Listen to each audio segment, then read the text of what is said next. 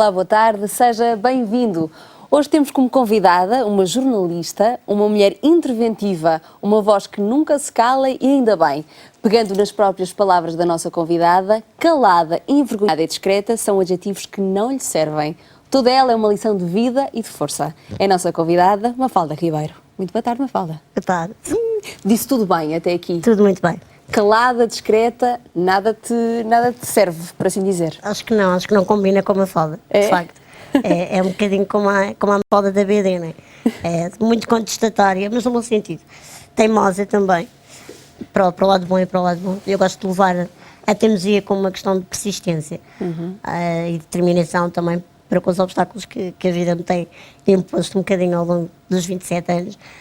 Mas, ao mesmo tempo, também a história do Tagarela, acho que estou mais ouvindo ultimamente. Isto, cuidado, as pessoas também vão começando a acalmar um bocadinho, não é? Mas acho que é um bocado uma questão de energia mesmo. Eu gosto muito de ser caracterizada pelos meus amigos como o rádio nas grandes viagens, que eles não precisam de ligar portanto, o rádio no carro para não adormecerem, porque, aliás, recentemente no último fim de semana fomos de fim de semana para o Fundão com 4 amigos e todos dormiam no carro, menos eu e o condutor, porque era de facto aquela que mantinha o condutor acordado. Exatamente. Porque deixa para alguém dizer, não é? É um bocadinho assim. Sim, acho que sim. Isso é curioso. Mafalda, um dos motivos pelos quais eu tive e tenho muito gosto em te ter aqui é porque para mim tu és a força em pessoa. E para que as pessoas lá em casa também possam perceber essa tua força, convém também mostrar as tuas fragilidades, entre aspas. Ou seja, tu sofres de uma doença, que é osteogénese imperfeita, e essa doença, o que é que te traz? O que é que te dificulta? Olha, a osteogénese imperfeita, primeiro, é uma doença congénita, rara, é um palavrão, como costumo dizer. É uma deficiência, de facto. A principal característica é o facto de eu não conseguir me mover sozinha. Agora estou aqui muito bem instalada neste sofá branco, mas eu, no dia-a-dia, tenho os meus dois meios de transporte, que é o colo, e pela minha portabilidade, e é a cadeira de rodas. E portanto, isto porque os meus ossos são demasiado frágeis e não aguentam, portanto, o suporte do próprio corpo para conseguir caminhar sozinha. É uma doença que até à idade mais ou menos da adolescência, até aos meus 14 anos, caracterizava-se de facto por fraturas constantes. Portanto, a falta de cálcio nos ossos fazia com que eu me partisse constantemente. Estamos a falar de dezenas e dezenas de fraturas. Por coisas muito mínimas. Eu a brincar com o meu pai na praia fazia isto, não é? Aquelas brincadeiras parvas de miúdos e parti um braço. Portanto, ouvia-se logo aquele belo estalo que eu ainda hoje eu lembro-me do barulho dos estalos. E foi uma infância que teve essa componente importante. Sim. Porque, de facto, não foi uma infância igual à dos outros meninos, não é? Claro. Isto, deixa-me só fazer aqui um parênteses. Eu sei que no teu caso, quando tu nasceste, não te dei muito tempo de vida. Não. Não foi? De facto... Prepararam os teus pais, aliás, para... Sim. A situação logo no início, portanto, os meus pais, minha mãe fez 7 ecografias e há 27 anos atrás, isto custa um bocadinho a acreditar hoje em dia, eu também não quero aquelas coisas com as quais estou muito bem resolvida e convivo muito bem, mas não acredito que com 7 ecografias feitas há 20 e tal anos atrás, que não se faziam quase ecografias, que ninguém detectasse nada, mas de facto foi apenas no parto. E mesmo no parto houve uma série de situações que podiam ter feito com que eu não conseguisse sequer sobreviver àquelas primeiras horas. Por exemplo, os bebés quando não tinham força para nascer, partia-se logo para a história do tirar a ferros, não é? Se me tentassem tirar a ferros sequer, eu tinha morrido na altura, porque eu já vinha com as 2 pernas fraturadas, que tinha feito só com os movimentos da barriga da minha mãe, não é? Portanto, os movimentos no ventre da minha mãe, só esses movimentos, os meus ossos eram tão frágeis que já vinha com as 2 pernas partidas e, portanto, tinha muitas dores e quando foi partir para o parto normal primeiro, eu nem sequer tinha força para a chamada expulsão, não é? Exatamente. E então eles resolveram partir para a cesariana. E só de facto quando eu estava cá fora já é que me foi feito o diagnóstico, portanto nunca foi detectado durante a gravidez. Eu hoje olho com a distância e com tudo o que eu já vivi, ainda que seja muito nova, ou não seja de facto uma pessoa com uma grande biografia, uma grande história de vida, porque estamos a falar há poucos anos que eu ando aqui na idade adulta, não é?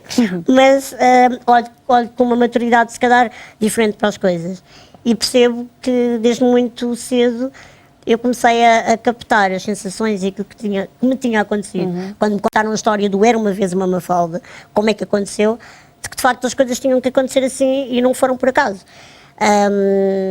A forma como eu olho para isto hoje é quase como um sentido de que eu tinha mesmo que estar cá, porque eu fui ultrapassando obstáculo a obstáculo, sempre contrariando a ciência, porque depois de já estar de facto cá fora e de ser diagnosticado e explicado aos meus pais o que era a osteogenesis imperfeita, eu sofro do tipo 3, que também é uma questão frágil e que dizia-se primeiro que eu tinha horas, depois que eu tinha dias, depois que não ia sequer chegar à idade escolar e que, por exemplo, uma simples constipação podia se transformar numa infecção respiratória dada a minha fragilidade e, portanto, que eu não ia aguentar sequer as etapas normais de uma criança e do crescimento de uma criança. Mas tu contrariaste isso? Eu contrariei tudo. De facto, acho que hoje olho para aquela situação como um verdadeiro milagre, se calhar muito mais do que o que eu agora começar a andar, mais do que isso foi o que aconteceu naquela altura.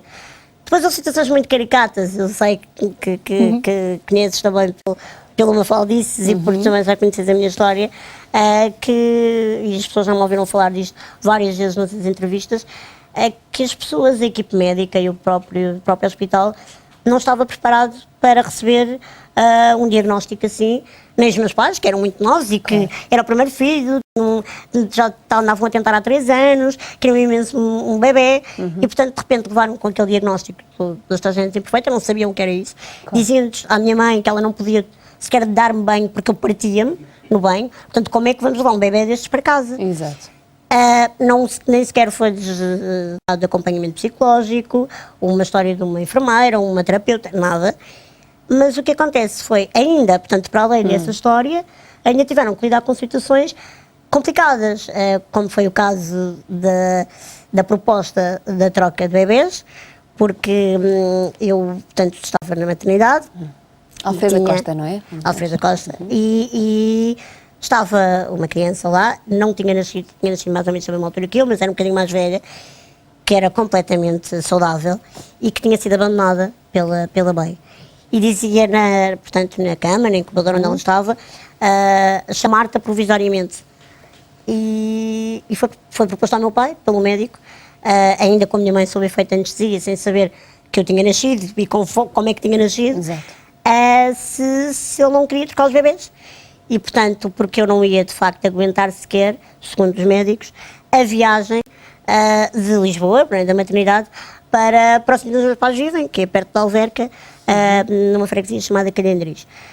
E, portanto, só a viagem de carro era perigosa e eu ia morrer, portanto, no caminho. E para não terem que passar por aquilo tudo, foi disposto isso. Meu Deus. O meu pai, e depois na altura depois a minha mãe, é importante, se calhar, eu olho para esta história hoje um bocadinho como um reflexo daquilo que eu também fui, a educação que eles me deram, a formação que eu tenho, sai um bocadinho à tal garra que eu acho que eles tiveram naquela altura, porque não deixavam de ser, não eram adolescentes, mas eram jovens e estavam a viver tudo muito a quente. E foi-lhes, perante essa proposta, o meu pai disse que não tinha nada contra uma possível adoção mais tarde, mas que a filha era deles naquele momento instante. Eles queriam aquela, que era a filha deles e estava viva, e portanto se tivesse, meu pai usou mesmo as palavras um bocadinho rudes com o médico, mas muito simples e muito objetivas, que se ela tiver que morrer então morre a pé de mãos em casa. Claro. Mas pronto, eu sou uma teimosa e resolvi ficar por cá a chatear-lhes a cabeça durante alguns anos. Mafalda, nós temos aqui em cima alguns objetos, que são objetos que te dizem alguma coisa, e da tua infância, neste momento que estamos a falar da tua infância, qual é então aquele que te define? Olha, eu tentei me lembrar de várias coisas. Eu nunca fui uma pessoa muito, eu gosto imenso da proposta dos objetos, mas eu nunca fui muito materialista.